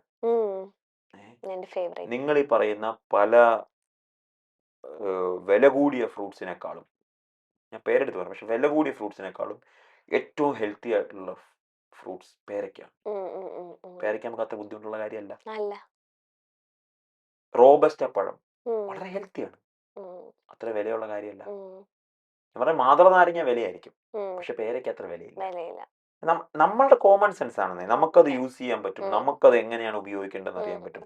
നമ്മുടെ ചുറ്റുമുള്ള കാര്യങ്ങളെ കൃത്യമായി ഉപയോഗിച്ചാൽ ഹെൽത്തി എന്നുള്ളത് എക്സ്പെൻസീവ് അല്ല, ഹെൽത്തി എന്നുള്ളത് ടേസ്റ്റി ആണ്, ഹെൽത്തി എന്നുള്ളത് അഫോർഡബിൾ ആണ് എന്നുള്ളതാണ് സത്യം. അത് ഇപ്പോഴാണ് എനിക്ക് തിരിച്ചറിയുന്നത്. അഫോർഡബിൾ ആണെന്നൊക്കെ നമുക്കറിയാം. ഇപ്പത്തെ വരുന്ന വെച്ചാൽ എനിക്കൊന്ന് റീൽസിന് ഇത് ഭയങ്കര പ്രാധാന്യം ഉണ്ട് എന്ന് വെച്ചാൽ സോഷ്യൽ മീഡിയ. കാരണം ഇപ്പൊ ഹെൽത്തി ഫുഡ് എന്നൊക്കെ സ്ട്രോബെറി, നമ്മളൊന്ന് ഇപ്പൊ ഈ ഇടയ്ക്കാണ് ഈ സ്ട്രോബെറി, ബ്ലൂബെറീസ്, റാസ്ബെറീസ് ഒക്കെ ഇങ്ങനെ ഓരോ റീൽസിൽ ഇങ്ങനെ, അതെന്തായാലും ഓവർനൈറ്റ് ഓട്സിൽ ഇട്ടേ പറ്റൂ, അല്ലെങ്കിൽ ഓവർനൈറ്റ് ഓട്സ് ട്രെൻഡിങ് ആയിക്കൊണ്ടിരിക്കുക. പിന്നെ ഏറ്റവും കൂടുതൽ ട്രെൻഡിങ് ആയ ഒരു ഫ്രൂട്ടാണ് അവോക്കാഡോ. ഇപ്പൊ എനിക്ക് തോന്നുന്നു പെട്ടി ഓട്ടറേഷനിൽ വരെ അവോക്കാഡോ വിൽക്കുന്നുണ്ട് ഈ സൈഡിൽ കൂടെ. അത്രയും ഇൻഫ്ലുവൻസ് ആണ്. ഡോക്ടർ അങ്ങനെ എപ്പോഴെങ്കിലും ചിന്തിച്ചിട്ടുണ്ട്? കറക്റ്റ് ആണ്. ഞാൻ അതിന് പോസിറ്റീവ് ഉണ്ട് കേട്ടോ, നമ്മൾ എല്ലാത്തിന്റെയും അത് ആൾക്കാര് ഫ്രൂട്ട്സ് കഴിക്കാം. ഒരു സമയത്ത് ഡയബറ്റിക് ഉള്ളവര് ഫ്രൂട്ട്സ് കഴിക്കാൻ പാടില്ല. പാടില്ല. അതെ. ഒരു ഐഡിയയും ഞങ്ങൾക്ക് ആർക്കും കിട്ടിയിട്ടില്ല. എന്തുകൊണ്ടാണ് ഈ സാധനം ഉള്ളത്? അതായത് ഡയബറ്റിക് ഉള്ളവർക്ക് രാത്രി ചപ്പാത്തി കഴിക്കാം. അതെ. രണ്ടും തെറ്റാണ്. ആണോ? അരി കഴിക്കുന്നതും ചപ്പാത്തി കഴിക്കുന്നതും ഒരു 90% ഒരുപോലെയാണ്. വലിയ ഓക്കെ. വ്യത്യാസമൊന്നുമില്ല ഇത് തമ്മിൽ. ഇല്ല. ഡയബറ്റിക് വന്നവർക്ക് ഫ്രൂട്ട്സ് കഴിക്കാം. ഓക്കെ. ഒരു പ്രശ്നവുമില്ല. ഉം, ഉം. കൃത്യമായി ബാലൻസ് ചെയ്യണം എന്നുള്ളതേ ഉള്ളൂ. ഓക്കെ. അധികമായി പഴുത്ത ചക്കയും, അധികമായി പഴുത്ത മാങ്ങയും, അധികമായി പഴുത്ത ഏത്തപ്പഴവും ഉം. സീസണലാണ്. അത് കഴിക്കാൻ മാത്രം ശ്രദ്ധിക്കുക എന്നുള്ളതാണ് ബേസിക്കലി നമ്മൾ പറയുന്നത്. ഉം. അതിൽ എന്ത് ഫ്രൂട്ട്സും കഴിക്കാം. ഉം, ഉം, ഉം. ഫ്രൂട്ട്സ് കഴിച്ച് ഡയബറ്റിക് റിവേഴ്സ് ചെയ്തിട്ടുണ്ട് ഞാൻ. അല്ല ഇന്ന ഫ്രൂട്ട്സ് ഒന്നുമില്ല. നമുക്ക് എന്ത് ഫ്രൂട്ട്സും കഴിക്കാം. കഴിക്കാം. ഓക്കെ. നമ്മൾ ആ ബാലൻസ് ഉണ്ടാക്കുക എന്നുള്ളതാണ്. അതിനകത്ത് കുറച്ചുകൂടെ നല്ല ഫ്രൂട്ട്സ് ഉണ്ട്. ഈ പേരയ്ക്ക പോലെ, ഇപ്പൊ നിങ്ങൾ ഈ പറഞ്ഞ പോലെ ബെറികള്, ബെറികള്, ഇതൊക്കെ നമുക്ക് കുറച്ചുകൂടി നല്ലത്. പപ്പായ, പപ്പായ. ഈ പറയുന്ന പപ്പായയും പേരയ്ക്കൊക്കെ വളരെ ഈസിലി അവൈലബിൾ ആണല്ലോ. അതെ, അതെ, അതെ, അതെ. ഒന്നും വളരെ കോസ്റ്റ്ലി അല്ല. ഉം. അപ്പൊ ഇത് ആൾക്കാർക്ക് ഈ സോഷ്യൽ മീഡിയ വന്നതിന് ശേഷമുള്ള തിരിച്ചറിവാണ് എന്നാണ് അതിനെ വളരെ പോസിറ്റീവ് ആയിട്ടാണ് ഞാൻ കാണുന്നത്. പക്ഷെ ഒരു റിഫ്ലക്ഷനും കൂടെ അത് മാത്രമേ കഴിക്കാം. ഈ അതെ അതെ അല്ല ആ, ബാലൻസ് ഉണ്ടാവുക, അതെ, കോമൺ സെൻസ് യൂസ് അതെ, ചെയ്യുക അതെ, അതെ. എന്നുള്ളതാണ്. എല്ലാത്തിനും നമ്മൾ കോമൺ സെൻസ് ആണ് യൂസ് കോമൺ സെൻസ് ചെയ്യുന്നത്. ആണ് എനിക്ക് ഏറ്റവും ഇഷ്ടമുള്ളത്. കാരണം കോമൺ സെൻസ് ഇല്ലാത്തതുകൊണ്ടാണ് നമുക്ക് അതെ, പറ്റുന്നത്. നമ്മളെല്ലാം പഠിപ്പിക്കുന്നില്ലേ സ്കൂളിൽ. അതെ. നമ്മളെ സ്കൂളിൽ ഫിസിക്സും ബോട്ടണിയും ബയോകെമിസ്ട്രി ഒക്കെ പഠിപ്പിക്കുന്നുണ്ട്. പക്ഷെ നമ്മുടെ സ്കൂളിൽ നമ്മളെ ഡയറ്റിനെ പറ്റി പഠിപ്പിക്കുന്നില്ല. ഇല്ല. യഥാർത്ഥത്തിൽ നമ്മുടെ ലൈഫിനെ തീരുമാനിക്കുന്ന ഡയറ്റാണ്. ഉം, നമ്മുടെ സ്കൂളിൽ ക്രൈസിസ് മാനേജ്മെന്റ് പഠിപ്പിക്കുന്നില്ല. ഉം, ഉം, അല്ലേ? ഉം. ഒരു വെള്ളം വന്നാൽ നീന്തുക എന്നുള്ളത് ക്രൈസിസ് മാനേജ്മെന്റ് ആണ്. Physically and mentally crisis management ഏറ്റവും പ്രധാനപ്പെട്ടതാണ്. ഡയറ്റ് ഏറ്റവും പ്രധാനപ്പെട്ട. ഇങ്ങനെയുള്ള കാര്യങ്ങൾ നമ്മൾ പഠിപ്പിക്കുന്നില്ല. അതുകൊണ്ടാണ് വീണ്ടും വീണ്ടും പറഞ്ഞുകൊണ്ടിരിക്കേണ്ടി വരുന്നത്. ഓക്കെ. ഇപ്പൊ ഈ ഡയറ്റ് അല്ലെങ്കിൽ ഇപ്പൊ എക്സസൈസ് ഒക്കെ സ്കൂൾ കുട്ടികൾക്കും ഇത് ബാധകമല്ലേ? കാരണം അവരുടെ സ്റ്റഡീസിന് ഇത് ഇംപ്രൂവ് ചെയ്യില്ലേ? ഓക്കെ. ഈ ചുട്ടയിലെ ശീലം ചുടലവരെ, അല്ലെങ്കിൽ കതിരിൽ കൊണ്ട് വളം വെക്കരുത്, ഇതൊക്കെ പറയുന്നതിന്റെ ഏറ്റവും പ്രധാനപ്പെട്ട കാര്യം നമ്മൾ എപ്പോഴാണോ നമ്മളുടെ ഗ്രോയിങ് സ്റ്റേജ്, ആ സമയത്താണ് നമ്മുടെ ലൈഫ് എങ്ങനെയാവണം എന്ന് തീരുമാനിക്കുന്നത്. ഇന്ന് എന്താണോ നിങ്ങൾ ചെയ്യുന്നത് അതാണ് നിങ്ങളുടെ നാളെ. മനസ്സിലായി? ഇന്ന് എന്തൊക്കെ നമ്മൾ ചെയ്യുന്നുണ്ടോ അതൊക്കെ നാളെ നമ്മൾ അനുഭവിക്കും. അതെ. ഈ ചില വീട്ടിലൊക്കെ അമ്മച്ചിമാരുണ്ടാവൂല, ആ മുത്തശ്ശിമാര്, അമ്മൂമ്മമാര് ഇപ്പഴേ കൊച്ച കഴിക്കുന്നത്. ഇപ്പൊ ഞാൻ പലരോടും സംസാരിക്കുമ്പോ ഓരോ വീട്ടിലെ അമ്മച്ചിമാരാണ് കുട്ടികൾ ഇത്രയും വണ്ണം കാരണം അവർക്ക് ഈ പ്രായത്തിലാണ് കഴിക്കേണ്ടതെന്ന് പറഞ്ഞിട്ട് ഫുൾ ഇങ്ങനെ ഫുഡ് ഇങ്ങനെ കൊടുത്തോണ്ടേ ഇരിക്കും. വിശക്കുന്നുണ്ടോ. അപ്പൊ ഈ കാലഘട്ടത്തിലാണെങ്കിൽ ഈ 10 വയസ്സ് വരെ അല്ലെങ്കിൽ 18 വയസ്സ് വരെയൊക്കെയാണ് പിള്ളേർക്ക് കഴിക്കാൻ പറ്റുള്ളൂ എന്ന ധാരണയിൽ ഇപ്പോഴേ അമ്മമാര് ചെറുപ്രായത്തിൽ അത് തന്നെ വലിയ കൊടുക്കുക. തെറ്റിദ്ധാരണയാണെന്ന് ഞാൻ കണ്ടിട്ടുണ്ട്. വളരെ ഹെൽത്തി ആയിട്ടുള്ള ഒരു കുഞ്ഞൊക്കെ വരുമ്പം ചില അമ്മമാര് ഈ കുഞ്ഞിന് എന്ത് ക്ഷീണാ, എന്നിട്ട് ആ കുഞ്ഞ് നന്നായിട്ട് ഭക്ഷണം കഴിച്ച് വേണ്ടാത്ത കുറെ സാധനം കഴിച്ച് ഭയങ്കര വണ്ണം. ഓ നല്ലതായി. അത് വലിയ പ്രശ്നമാണ്. അതാണ് നേരത്തെ ചോറ് കൊറേ തിന്നുന്നതാണ് ഏറ്റവും നല്ല ഹെൽത്തി ആയിട്ട് അതാണ് ഇരിക്കുക. എന്നെ നേരത്തെ ചോദിച്ചു 14ാമത്തെ വയസ്സിൽ പേഷ്യൻസ് വരാറുണ്ടോ എന്ന് ചോദിച്ചില്ല. ഇങ്ങനത്തെ ആൾക്കാരൊക്കെ നമ്മളോട് 14ാമത്തെ വയസ്സ് 15ാമത്തെ വയസ്സാകുമ്പോൾ വരും. ഡയബറ്റിക് ആയിട്ട് ഓവർ വെയിറ്റ് ഒക്കെ ആയിട്ട് വരും. അത് ഇവരുടെ ചിന്താഗതി മാറ്റണം അല്ലേ? പാരന്റ്സിന്റെ പാരന്റിംഗ് ആണ് ഏറ്റവും വലുത്. ഞാൻ എപ്പോഴും പറയുന്ന ഒരു കാര്യമാണ്. കാരണം when you are in A sexual intercourse, ആ സമയം തൊട്ട് നിങ്ങളുടെ ബേബിയെ ടേക്ക് കെയർ ചെയ്യാൻ റെഡി ആവണം എന്നുള്ളതാണ്. അത് കുട്ടി ജനിച്ചു കഴിഞ്ഞിട്ടല്ല. നമ്മൾ ഇവിടുത്തെ ഏറ്റവും വലിയ സ്കൂളിൽ അഡ്മിഷൻ കൊടുക്കുന്നിടത്തല്ല നിങ്ങളുടെ ബേബിയെ നിങ്ങൾ ടേക്ക് കെയർ ചെയ്തുണ്ടോ എന്ന് നോക്കുന്നത്. അത് നിങ്ങൾ സെക്ഷൻ ഇന്റർകോഴ്സ് മുതൽ പ്രഗ്നൻസി ടൈമിൽ നിങ്ങൾ നിങ്ങളുടെ അമ്മയെ നിങ്ങളുടെ കുട്ടിയെ എങ്ങനെയാണ് ടേക്ക് കെയർ ചെയ്യുന്നത്, എങ്ങനെയാണ് ഭക്ഷണം കൊടുക്കുന്നത്, മെന്റൽ ഹെൽത്ത് എങ്ങനെയായിരുന്നു, സ്ട്രെസ് കുറഞ്ഞിട്ടാണോ, അത് കഴിഞ്ഞ് കുഞ്ഞ് ജനിച്ച് കഴിയുമ്പോൾ പ്രസവാനന്തരം എങ്ങനെയാണ് നമ്മൾ ടേക്ക് കെയർ ചെയ്യുന്നത്, പോസ്റ്റ് പ്രഗ്നൻസി കെയർ കൃത്യമായിരുന്നോ, അത് കഴിഞ്ഞാൽ കുട്ടിയുടെ ഈ പറയുന്ന 1 ഇയർ വരെ ബ്രസ്റ്റ് മിൽക്ക് നന്നായിട്ട് നമ്മൾ ഫീഡ് ചെയ്തിട്ടുണ്ടോ, എപ്പോഴാണ് നമ്മൾ ഔട്ട് സൈഡ് ഫുഡ് കൊടുക്കാൻ തുടങ്ങിയത്, ഫുഡ് കൊടുക്കുമ്പോൾ കൃത്യമായിട്ട് നമ്മൾ നോക്കിയിട്ടുണ്ടോ, എല്ലാം ആ ബേബിയുടെ ഹെൽത്തിനെ തീരുമാനിക്കും. അതല്ലാതെ 4ാമത്തെ വയസ്സിലോ 5ാമത്തെ വയസ്സിലോ നല്ല സ്കൂളിൽ കൊണ്ട് ചേർക്കുന്നതുകൊണ്ട് നിങ്ങൾ ഒരിക്കലും ഒരു ബേബിയെ ടേക്ക് കെയർ ചെയ്യുന്നില്ല. That we have to do from the early stage.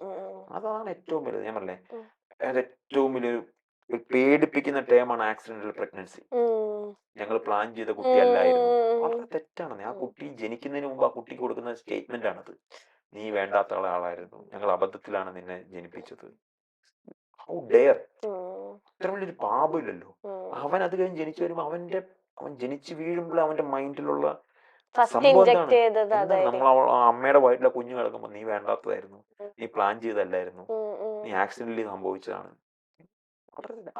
അതൊക്കെ ആ കുട്ടിയുടെ മെന്റൽ ഹെൽത്തിനെ ബാധിക്കും.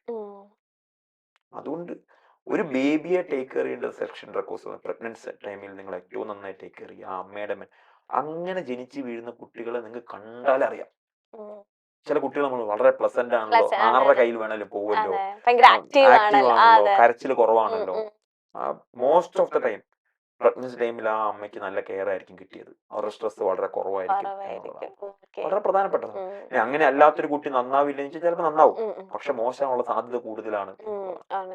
ഇപ്പൊ ഈ പ്രഗ്നൻസി ഇപ്പൊ ഈ ഒരു കാലത്ത് കുറെ ലേഡീസിന് ഡിലേ ആവുന്നുണ്ട്. അതും ഈ ലൈഫ് സ്റ്റൈലായിട്ട് കണക്ട് ഉണ്ടോ? 100%. ഓക്കെ.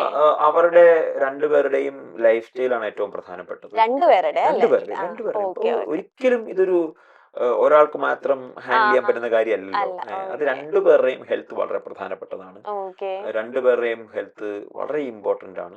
ഞാൻ പറഞ്ഞില്ലേ, ഈ പറയുന്ന ഈ IVF ട്രീറ്റ്മെന്റിലേക്കൊക്കെ പോകുന്നതിന് മുമ്പ് ഞാൻ എപ്പോഴും അവരോട് പറയും, നിങ്ങളൊരു 21 ദിവസം നമ്മളുടെ നല്ല ഏതെങ്കിലും ഒരു നല്ല വെൽനസ് സെന്ററിൽ പോയി നിങ്ങൾ ഒന്ന് നല്ല വെയിറ്റ് ഒക്കെ നോക്കി ഭക്ഷണമൊക്കെ നോക്കി നിങ്ങൾ നാച്ചുറൽ ആയിട്ട് ഒന്ന് ട്രൈ ചെയ്യൂ കൺസീവ് ചെയ്യാൻ വേണ്ടി. പലപ്പോഴും അത് വളരെ സക്സസ് ആയിട്ട് നമ്മുടെ സെന്ററിൽ തന്നെ എത്രയോ ആളുകൾ വന്ന് ഒരുമിച്ച് താമസിച്ച് അവർക്ക് സക്സസ് ആവാൻ പറ്റാറുണ്ട്. കാരണം അവരുടെ ബോഡി അവർ ടേക്ക് കെയർ ചെയ്താൽ വളരെ നല്ല റിസൾട്ട് ഉള്ള ഒരു കാര്യമാണ്. ഈ ഇൻഫെർട്ടിലിറ്റി നമ്മൾ കാണുമ്പോൾ അല്ലെങ്കിൽ ഒരു ലേറ്റ് ആയിട്ട് കൺസീവ് ചെയ്യാൻ ലേറ്റ് ആണെന്ന് കാണുമ്പോഴേ പോയി ഒരു ട്രീറ്റ്മെന്റ് എടുക്കുന്നത് അത്ര ആവശ്യമുള്ളൊരു കാര്യമല്ല. നിങ്ങളുടെ ബോഡിയെ നന്നായി ടേക്ക് കെയർ ചെയ്ത് നിങ്ങളുടെ ഭക്ഷണം നന്നായി പ്രോപ്പറായി എക്സസൈസ് നന്നായി പ്രോപ്പറായി നാച്ചുറലായി നിങ്ങൾ കൺസീവ് ചെയ്യാൻ പറ്റുന്നില്ലെങ്കിൽ മാത്രമാണ് നിങ്ങൾ ഒരു ട്രീറ്റ്മെന്റിലേക്ക് പോകേണ്ടത് എന്നാണ് എന്റെ ഒപ്പീനിയൻ. ആദ്യം വെൽനസ് ശ്രദ്ധിക്കുക. എന്റെ മനസ്സിലില്ലേ ഇതിപ്പോ ഡിലേ ആകുമ്പോ ഞാൻ ഇൻബോൺ ആയിട്ട് നമുക്ക് എന്തെങ്കിലും പ്രോബ്ലം ആയിട്ടായിരിക്കും ജനിക്കുമ്പോഴേ അങ്ങനെയല്ല. 90% സമയങ്ങളിലും അങ്ങനെയല്ല. ഇൻഫെർട്ടിലിറ്റിയെ ട്രീറ്റ് ചെയ്യുന്ന ഒരു ഡോക്ടറോട് ഞാൻ പേഴ്സണലായിട്ട് സംസാരിക്കുമ്പോൾ ഡോക്ടർ എന്നോട് പറഞ്ഞിട്ടുണ്ട് പല കേസുകളും അവരൊന്ന് ട്രൈ ചെയ്തിരുന്നെങ്കിൽ എന്ന്. പക്ഷെ ആ ഡോക്ടർക്ക് അത് പറയാൻ പറ്റില്ല. ഡോക്ടർക്ക് അത് പറയുമ്പോൾ ഡോക്ടർക്ക് ഇവരിൽ കോൺഫിഡന്റ് ഇല്ല എന്നാണ് വിചാരിക്കുന്നത്. പലപ്പോഴും അങ്ങനെയുള്ള ആളുകൾ നാച്ചുറലായി തന്നെ ഇതിനെ ലൈഫ് സ്റ്റൈൽ നോക്കി ഒന്ന് ട്രൈ ചെയ്താൽ നല്ല റിസൾട്ട് വരാറുണ്ട്. അത് ലൈഫ് സ്റ്റൈൽ ടേക്ക് കെയർ ചെയ്യാന്നുള്ളതാണ്, ജീവിതശൈലി നോക്കുക എന്നുള്ളത്. ഇൻഫെർട്ടിലിറ്റി കേസുകൾ നമ്മൾ നോക്കാറുണ്ട്. ഞാൻ പറയുന്നത് എന്താണെന്ന് അറിയോ, ഞാൻ എപ്പോഴും പറയുന്നത് ആത്മയിൽ ഡോക്ടേഴ്സ് ഇല്ല, ആത്മയിലുള്ളത് ടീച്ചേഴ്സ് ആണ്. ബേസിക്കലി എന്ത് കഴിക്കണം എന്ത് കഴിക്കരുത്, എന്ത് ചെയ്യണം എന്ത് ചെയ്യണ്ട എന്ന് പറഞ്ഞാൽ ടീച്ചേഴ്സിന്റെ പണിയാണ് ഞങ്ങളൊക്കെ എടുക്കുന്നത്. ബേസിക്കലി ആത്മയിൽ വന്നാൽ എന്തെങ്കിലും മാജിക് ഉണ്ട്? ഒരു മാജിക്കും ഇല്ലെന്നേ. അവിടെ വരുന്നു, രാവിലെ മുതൽ വൈകുന്നേരം വരെ നിങ്ങൾ നന്നായിട്ട് നല്ല രുചികരമായിട്ടുള്ള ഹെൽത്തി ആയിട്ടുള്ള ഭക്ഷണം കഴിക്കുന്നു. ഒരു ദിവസം 8ഓളം ട്രീറ്റ്മെന്റ്സ് ഉണ്ടാവും. ആ ട്രീറ്റ്മെന്റ്സ് ഒക്കെ ചെയ്യുന്നു, യോഗ ചെയ്യുന്നു.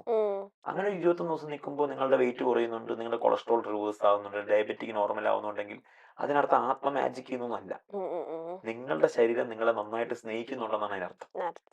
നിങ്ങൾ നിങ്ങളുടെ ശരീരത്തെ സ്നേഹിച്ചാൽ ആ ശരീരം നിങ്ങളെ രസകരമായിട്ട് തിരിച്ച് സ്നേഹിക്കും. അത്രയും ഗംഭീരമായിട്ടുള്ള റിസൾട്ട് തരും. ശരിക്കും ലോകത്ത് ഏറ്റവും കരുണയുള്ള സംഭവങ്ങളൊന്നും നമ്മുടെ ശരീരമാണ്. നിങ്ങൾ ആലോചിച്ച് നോക്ക്, നമ്മൾ ജനിച്ചു വീഴുമ്പോൾ തൊട്ട് വേണ്ടാത്ത എന്തൊക്കെയോ കാര്യങ്ങൾ നമ്മുടെ ശരീരത്തോട് ചെയ്തിട്ടുണ്ട്. എന്നിട്ടും ശരീരം നമ്മളെ വലുതായിട്ടൊന്നും ഉപദ്രവിച്ചിട്ടില്ലല്ലോ. അത്യാവശ്യം കാര്യങ്ങളൊക്കെ നമുക്ക് ഇപ്പോഴും ചെയ്യാൻ പറ്റുന്നില്ല. ആ ശരീരത്തെ തിരിച്ചൊന്ന് സ്നേഹിക്കാൻ തുടങ്ങിയാൽ ശരീരം ഗംഭീരമായിട്ട് തിരിച്ചു ചെയ്യും. അതാണ് ഇപ്പൊ ഇൻഫെർട്ടിലിറ്റി ആളുകൾ വന്നാലും ഒരു ലോങ് സ്റ്റേ ചെയ്യുമ്പോൾ അവർ അവരുടെ ശരീരത്തെ സ്നേഹിച്ചു തുടങ്ങുമ്പോൾ ശരീരം നല്ല റിസൾട്ടുകൾ തരും. അതാണ് ആത്മീയത ചെയ്യുന്നത്. ആത്മീയത ചലഞ്ച് ചെയ്യാനായിട്ട് ആരെങ്കിലും വന്നിട്ടുണ്ടോ?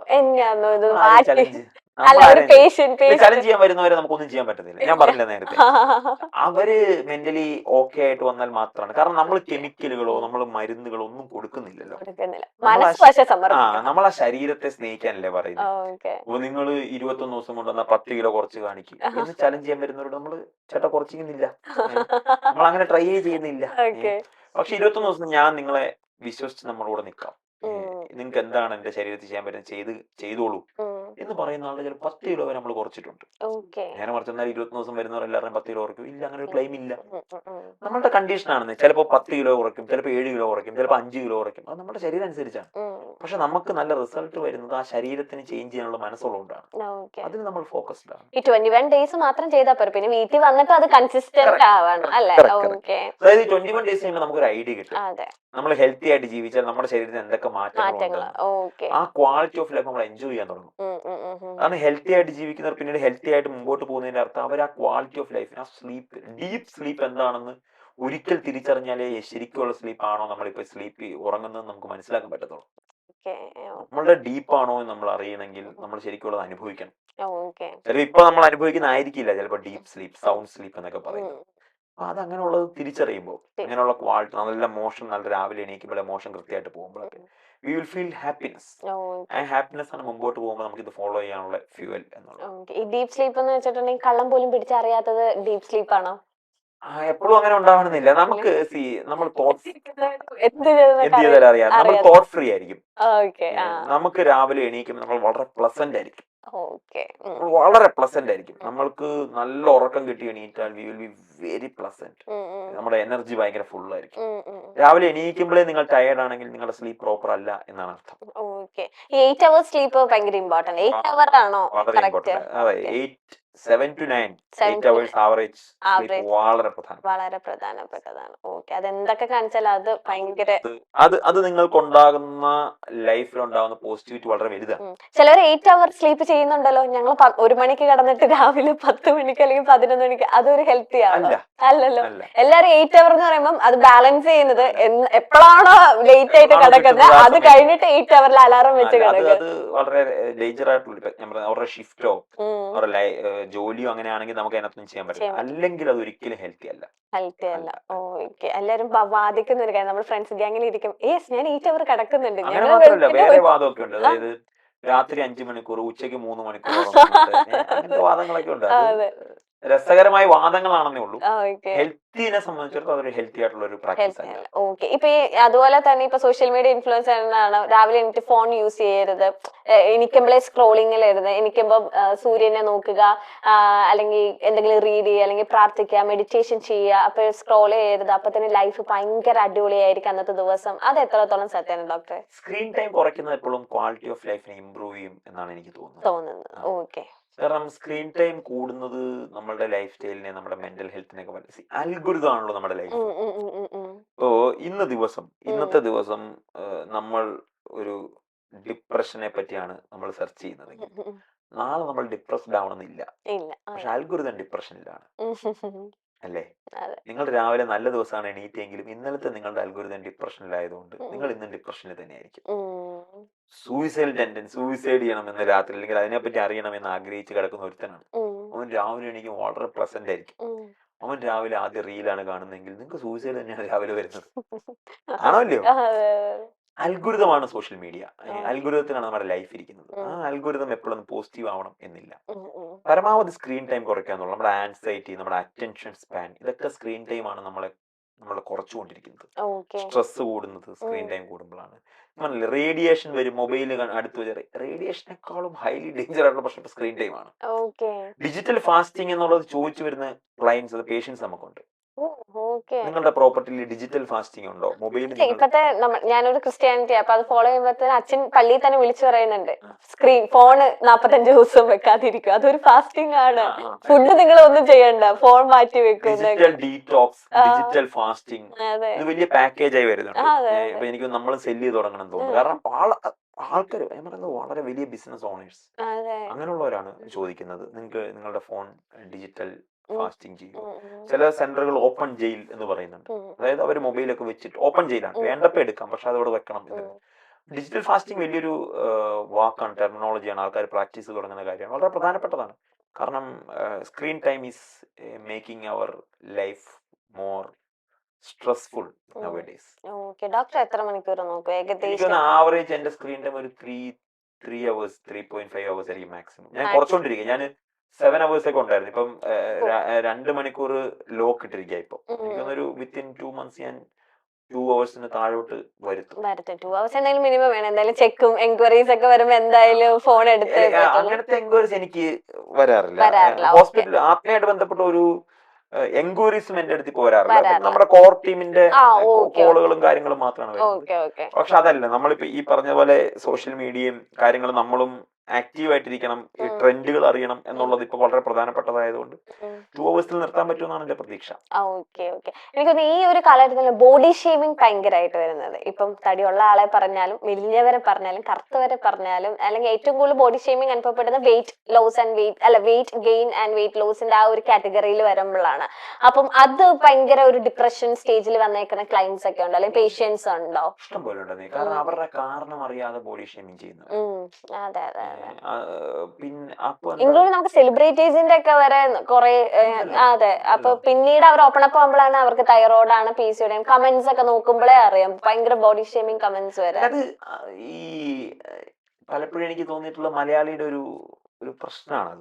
നമ്മൾ അതിനെ അങ്ങനെ തന്നെ അഡ്രസ് ചെയ്യണം. കാരണം വെയിറ്റ് ഗെയിനും അതായത് ഓവർ വെയിറ്റും അല്ലെങ്കിൽ Over. ഈ പറയുന്നത് പോലെ വെയിറ്റ് കുറയുന്നതും പലപ്പോഴും അവരുടെ കയ്യിലല്ല. അതെ. ആ ഹോർമോണൽ ഇംബാലൻസ് ആയിരിക്കാം, പല ഉം. ഇഷ്യൂസ്, ഹെറിഡിറ്ററി ആയിരിക്കാം, പല ഇഷ്യൂസ് ഉണ്ടല്ലോ. ഉം.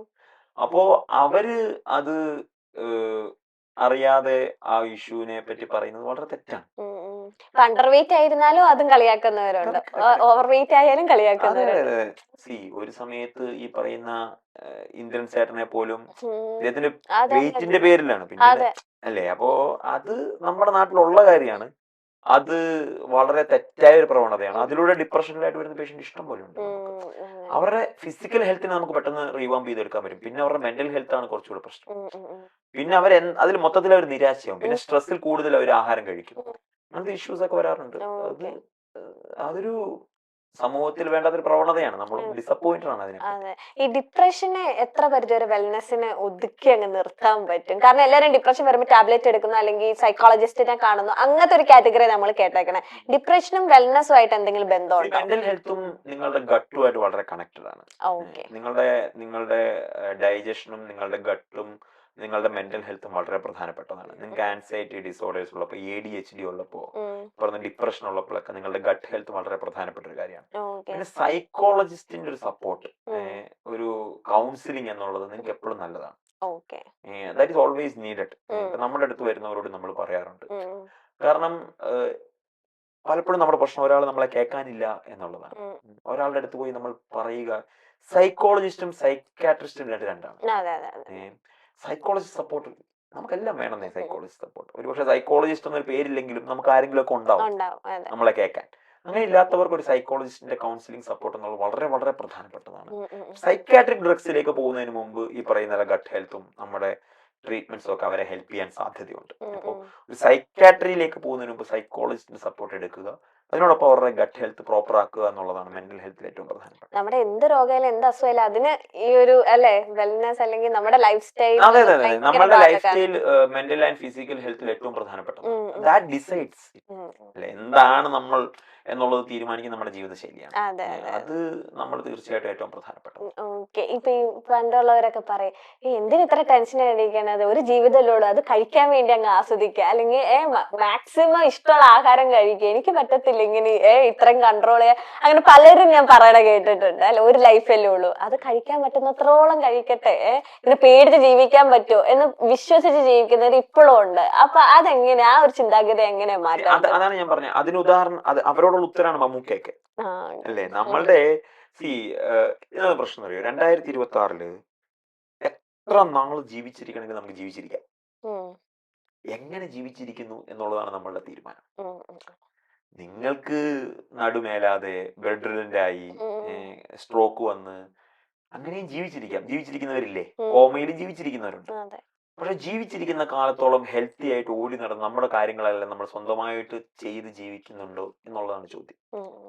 ലോകത്ത് എല്ലാ യുദ്ധങ്ങളും നടത്തിയത് ആഹാരത്തിന് വേണ്ടിയോ വെള്ളത്തിന് വേണ്ടിയോ ഒന്നുമല്ല.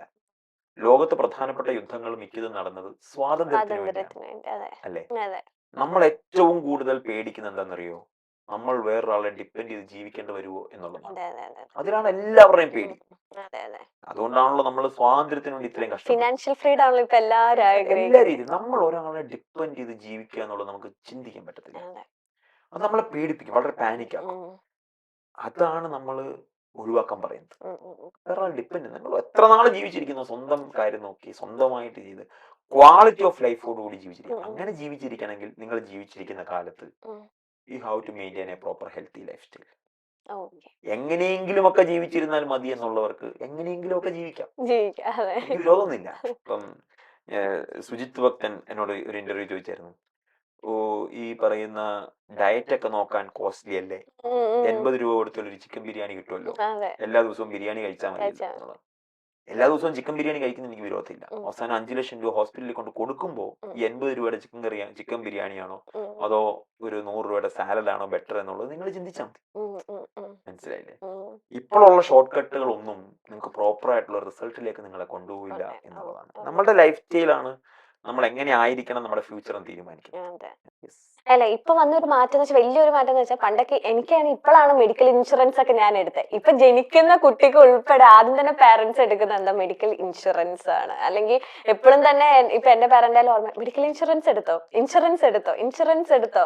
അപ്പൊ എല്ലാവർക്കും മനസ്സിലാവും ഒരു പേടിയുണ്ട്, ഒരു രോഗം വരും അല്ലെങ്കിൽ ഹോസ്പിറ്റലിൽ ഇത്രയും രൂപ കൊണ്ടേ കളയണം. ഇപ്പൊ എനിക്കൊന്ന് ഇൻഷുറൻസ് എടുക്കാത്തതായിട്ട് ഒരു കുടുംബക്കാരും ഇല്ല. ഇൻഷുറൻസിന് വേണ്ടി എത്ര പണം ഇൻവെസ്റ്റ് ചെയ്യാൻ ഇപ്പൊ ഫാമിലീസ് റെഡിയാണ് എന്നാണ് ഞാൻ മനസ്സിലാക്കുന്നത്. ഡോക്ടർ എത്രത്തോളം അതില് മനസ്സിലാക്കിയിട്ടുണ്ട്? ഇൻഷുറൻസ് നല്ലതാണ്. പിന്നെ നമ്മള് കൊമേഴ്ഷ്യലി പറയുമല്ലോ, ആയുർവേദ കവറേജ് ഉള്ള ഇൻഷുറൻസ് എടുക്കുന്നതാണ് നല്ലത് എന്നാണ് നമ്മളുടെ. നമ്മളിപ്പോ ഇൻഷുറൻസ് എടുക്കുമ്പോഴുണ്ട് ഇത് ഇത്രയും അസുഖത്തിന് ഇത്രയൊക്കെ കിട്ടുമോ? നമ്മളിപ്പോ അതാ ചെക്ക് ചെയ്യുന്നത്. നമ്മളിപ്പോ ട്രിപ്പ് പോകുമ്പോ ഡെസ്റ്റിനേഷനിൽ ഏതൊക്കെ സ്ഥലം കവർ ചെയ്യാൻ പറ്റുമെന്ന രീതിയിൽ എനിക്ക് എക്സ്പീരിയൻസ് ഉള്ള ഇതുണ്ടാവോ, പ്രഗ്നൻസി കവറേജ് ഉണ്ടാവോ, അല്ലെങ്കിൽ ഓപ്പറേഷൻ ചെയ്യാൻ പറ്റുന്നത് ഇത്ര രൂപ കിട്ടുമോ, അല്ലെങ്കിൽ ഈ അസുഖത്തിന് കിട്ടുമോ, അങ്ങനെ ചെക്ക് ചെയ്ത് അത്രയും ഇപ്പൊ ഇൻവെസ്റ്റ് ചെയ്യുന്നുണ്ടോ? അപ്പൊ ആൾക്കാർ അത് ആക്ച്വലി നല്ലതാണെന്നാണ് എന്റെ അഭിപ്രായം. കാരണം നമ്മളുടെ ചുറ്റും ഇപ്പൊ നമ്മൾ മാത്രം ടേക്ക് കെയർ ചെയ്തുകൊണ്ട് കാര്യമൊന്നുമില്ല. പലപ്പോഴും നമ്മളുടെ ചുറ്റുമുള്ള സാഹചര്യങ്ങൾ നമ്മളെ ദോഷമായിട്ട് ബാധിക്കാം. ഇൻഷുറൻസ് എപ്പോഴും നല്ലതാണ്. അല്ലെങ്കിൽ ഞാനത് പറയുന്നത് ഒരു ഡോക്ടർ എന്നുള്ള നിലയ്ക്ക് മാത്രമല്ല, നമ്മളുടെ ഫിനാൻസ് ഒരു ഒരു ഒരു നോർമൽ അല്ലെങ്കിൽ ഒരു എബോ ആവറേജ് ഫാമിലി പോലും പലപ്പോഴും തകർന്നു പോകുന്നത് ഒരു വലിയ ഹോസ്പിറ്റൽ കേസിലാണ്. അപ്പോ അത് നമ്മുടെ ക്വാളിറ്റി ഓഫ് ലൈഫിനെ, നമ്മളുടെ ഫിനാൻഷ്യൽ സ്റ്റെബിലിറ്റിനെയൊക്കെ വളരെ പ്രധാനപ്പെട്ടതാണ് ഇൻഷുറൻസ് എന്നുള്ളത്. സോ അതൊരു റൈറ്റ് ഇൻവെസ്റ്റ്മെന്റ് ആണ്. എനി ടൈം നമുക്ക് ആ ഒരു ആയുർവേദ പാക്കേജ് ഉള്ള ഇൻഷുറൻസ് ഉണ്ട്. അത് ചുമ്മാ പറഞ്ഞാണ്. അല്ലല്ല, സീരിയസ് ആയിട്ട് പറഞ്ഞു. അങ്ങനത്തെ ഇൻഷുറൻസ് ഉണ്ട്. നമ്മളവിടെ അങ്ങനത്തെ ക്ലയൻസ് പേഷ്യൻസ് ഉണ്ട്. ആയുർവേദ പാക്കേജ് ഉള്ള ഇൻഷുറൻസ് എല്ലാ ഇപ്പൊ പറഞ്ഞ പോലെ ഒരു സുഖചികിത്സക്ക് കവർ ആവണമെന്നില്ല. അത് like depends on their condition. ഇപ്പം എല്ലാരും ലേറ്റ് പ്രഗ്നൻസി എടുക്കുന്ന കൂട്ടത്തില് ഇപ്പൊ കല്യാണം കഴിച്ചാലും ഒരു 4 years 5 years കഴിയട്ടെ, അല്ലെങ്കിൽ ഒരു 30+ ലൈഫ് എൻജോയ് ചെയ്തിട്ട് മാക്സിമം എൻജോയ് ചെയ്തിട്ട് പ്രഗ്നൻസിയിലേക്ക് കിടക്കാം, അല്ലെങ്കിൽ അതൊരു ഭയങ്കര ആ ലേറ്റ് പ്രഗ്നൻസി ഭയങ്കരമായിട്ട് നമ്മുടെ ഹെൽത്തിനെ ബാധിക്കുമോ?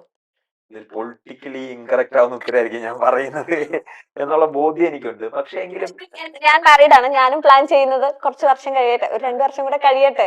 പക്ഷെ ഉള്ളിൽ ഇടയ്ക്ക് തോന്നും ഇനി കറക്റ്റ് ആയിരിക്കുമോ തീരുമാനം, അല്ലെങ്കിൽ ഐഡിയലി ഒരു 25 to 30 എന്നുള്ളതാണ് ഐഡിയലി ഒരു ഹെൽത്തി ഒരു ഡെലിവറിക്ക് അല്ലെങ്കിൽ ഹെൽത്തി പ്രഗ്നന്റ് ടൈം എന്നുള്ളതാണ് സ്റ്റഡീസ് പറയുന്നത്.